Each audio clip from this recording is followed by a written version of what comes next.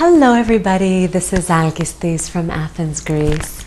How are you doing? I hope you're well, keeping up your positivity despite the crisis and knowing that it will pass.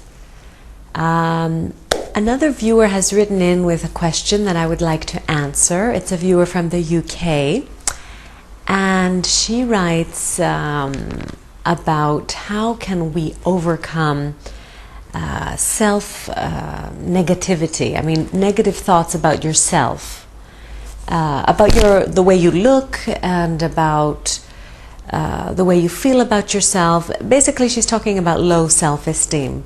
So how can we increase our self-esteem and self-love?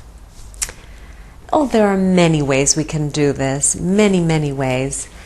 And one technique I recommend is to sit in front of the mirror, looking at yourself in the eyes, deeply in the eyes, not at your face saying, how do I look good or not? I mean, right in the eyes. And at the same time, play some beautiful romantic music.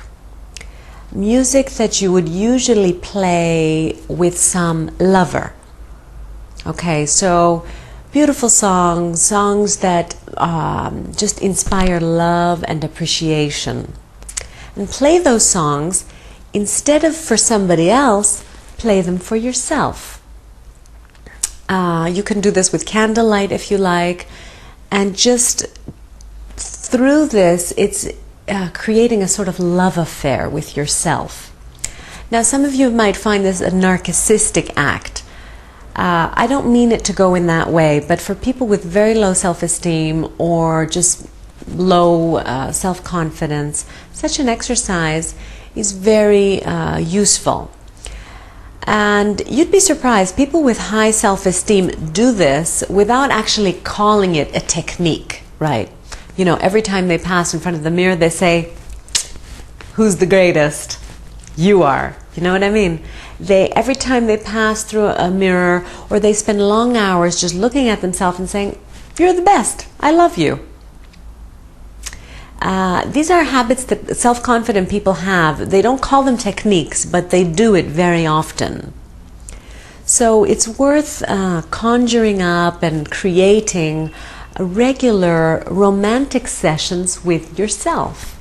And if you like, petting yourself, just saying positive things to yourself, saying lovely things about yourself, constantly give yourself what you would like actually to hear from another person. Because very often we become dependent on other people telling us these things. And in actual fact, we should start giving more of these positive words to ourselves. This way we're less dependent on others, and this makes us radiate self-confidence. And then funnily enough, when you do radiate self-confidence, other people start telling you, you look great, you're radiant, you're shiny, you're wonderful, and you're smart. So it's, if you like, it goes back to what we said in The Secret. If you've read the book The Secret, it says that your thoughts attract certain realities.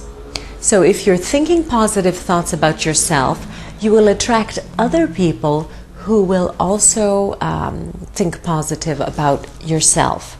And you're just going to do away slowly. You will just not attract negative people in your life.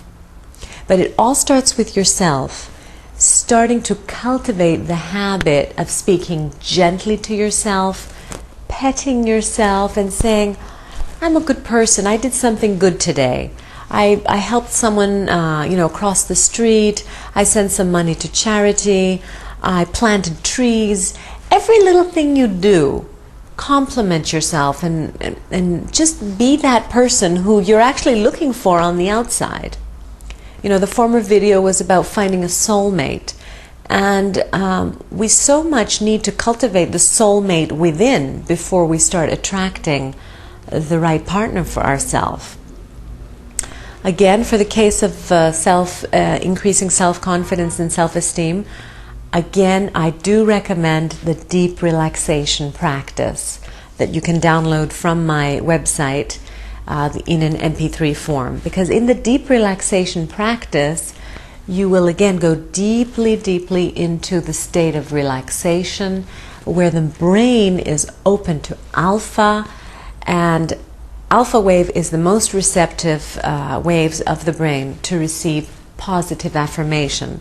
So between the technique of looking at yourself in the mirror, playing beautiful romantic music, having cultivating positive thinking towards yourself regularly, and the deep relaxation session, you will soon start to notice differences.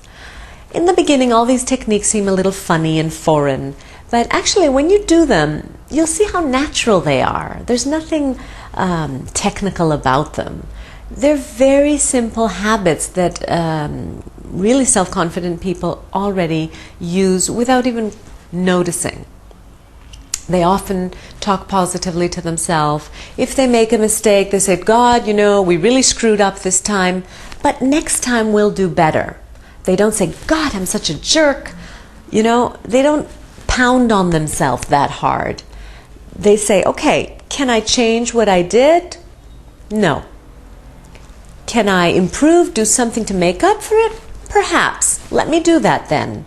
But there's no need to criticize yourself. You can criticize the action, but not yourself. So begin this positive self-speaking and just romance and love with yourself. And as I said, if you've been speaking negatively to yourself your whole life, it'll seem strange to you. But just like any other habit, the habit of negative thinking can be broken. It's just like smoking or overeating. It can be changed. Okay, so hang in there. Keep your questions coming. I'm interested in answering your questions. Thank you so much for listening. Lots of love from Athens, Greece. Bye-bye.